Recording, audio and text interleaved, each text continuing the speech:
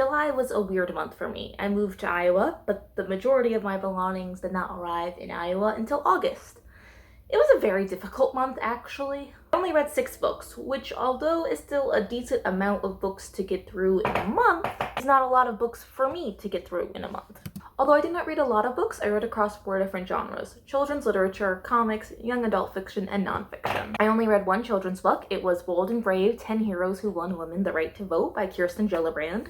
Senator Gillibrand was really inspired by her great-grandmother and her grandmother to be brave and bold. She learned how to stand up for what she believes in and fight for what's right from the woman that came before her. So she wrote about the suffragettes and suffragists. She included our Elizabeth Cady Stanton, Susan B. Anthony, Sojourner Truth, Harriet Tubman, Hofi Dar, Alice Paul, Inez Mollihan, Ida B. Wells, Lucy Burns, and Mary Church Terrell. Senator Gillibrand highlights a small lesson she learned from each of these women as she tells their stories. The art is by Maria Kalman, and it is gorgeous. This is a great book for any child. It can inspire kids to work for justice, to fight for what's right, and to raise their voice while introducing them to the amazing, strong women in history. Definitely helped inspire me, at least. I'm giving the book 4 stars. The next genre is comics. I also only read 1 comic. Pashmina by Nidhi Chanani was listed as their graphic novel debut. It's about Priyanka, who has a lot of unanswered questions about India and what her mom left behind when she moved to America. Her mom doesn't really want to talk about any of this, so Priyanka really only gets to imagine India until she finds a magical pashmina in an old suitcase, and whenever she wears it, she is magically transported to a place like India, an idealized India, an India of her imagination. But there's a shadow following her in this idealized India, and she doesn't know why. It's a really sweet story about balancing multiple cultures and finding out your family history. And I really related to it as someone that doesn't really know a lot about the country that my family is from. Giving Pashmina 4 stars, and I hope to read more from Nidhi Chanani. It was really good. Next genre is young adult fiction. I read 3 books in this genre, so half of the books I read in the entire month of July are young adult fiction.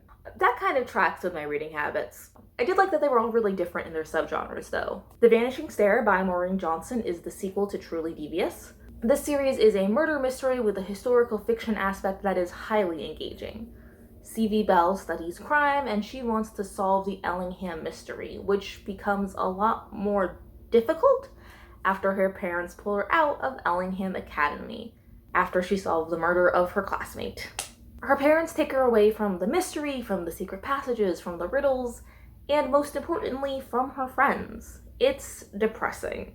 But an escape back to Ellingham Academy is offered by Stevie's least favorite politician, Edward King.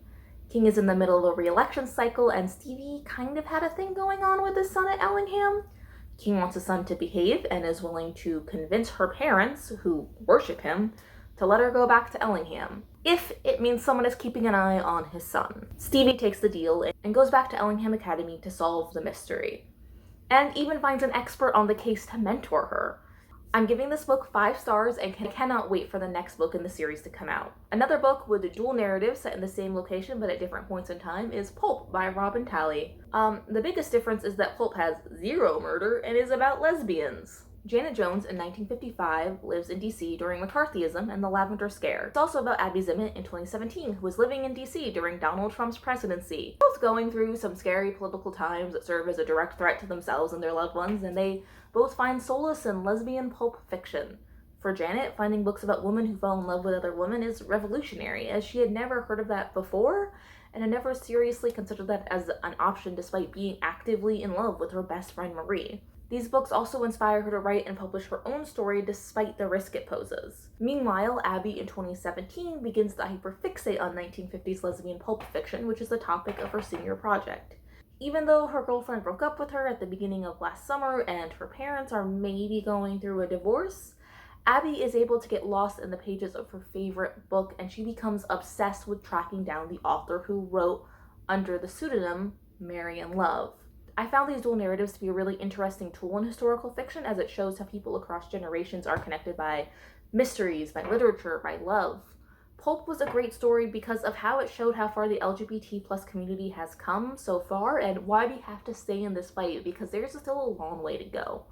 I'm giving it 4 stars. The last young adult fiction book I read It is 5 Feet Apart by Rachel Lippincott and Mikey Daughtry. The most noticeable difference is that 5 Feet Apart was the only book I read in the month of July that I wasn't really into. 5 Feet Apart is the story about Stella and Will, who are cystic fibrosis patients that meet in a hospital and initially dislike each other before falling in love. I read the book because I kept seeing advertisements for the movie, but I thought the book was just sort of boring and bland, so I never saw the movie. I guess it was kind of a cute romance, but I wasn't really into it.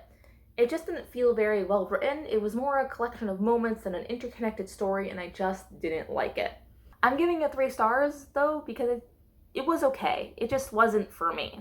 The last genre we're going to talk about today is nonfiction, and we're going to bring it back around to the beginning of the video because the only nonfiction book I read in July was Off the Sidelines by Senator Kirsten Gillibrand. This memoir is a story about growing up in Albany, New York, in a politically active and engaged family. It is a story that traces the non-linear path that Senator Gillibrand took to get to public service. There are stories from her time as a lawyer to her time as a young and pregnant woman in Congress. And she speaks so honestly about her legislative successes, like securing federally funded medical care for 9/11 first responders, repealing Don't Ask, Don't Tell.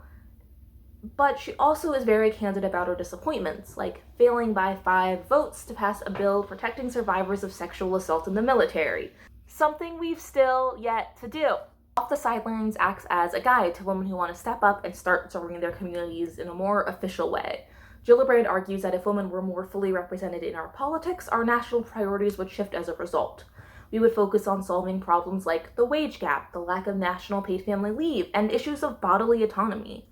Reading this book was like having a conversation with a new friend and letting them really open up to you for the first time. It is honest, down to earth, and relatable. I'm really proud that I was able to work for such an amazing woman. And in what is clearly an unbiased review, I am giving the book 5 stars. July was a really weird month for me, and I would like to take a moment to thank my library's digital services and Senator Gillibrand for getting me through it. Thanks for watching my July reading wrap-up, and if you want to see more from me, you can subscribe, watch another video of mine, or support me on Patreon. And hey, I love you!